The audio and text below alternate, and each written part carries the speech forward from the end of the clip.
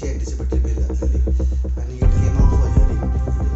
So he was in a village panchayat of Arpora till 2025 July 2025, and then he was relieved. So he was not there in the said village panchayat when this incident happened.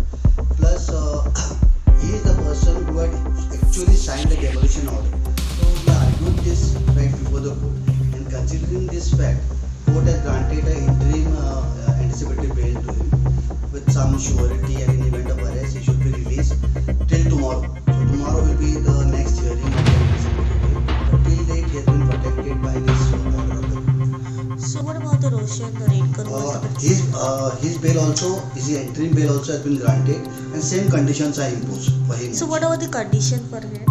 We have not got the order still. We are still waiting for the order. It will be uploaded very soon, and then we will serve this to the Anjana police station. So what was the argument points regarding? The argument was basically the same, no, that he was not he as a person was issued demolition notice, and he was not part of the Panchayat secretary at that point of time when the incident happened, and the other issues which have taken. So tomorrow full-fledged argument will happen, but it was the interim leave, so only these 2-3 points were these before the court. So the Panchayat Sarpanch and the secretary was being called out at the Anjana police station without any serving notice, physical notice to them.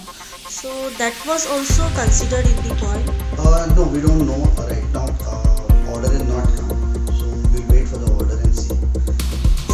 Okay. Thank you.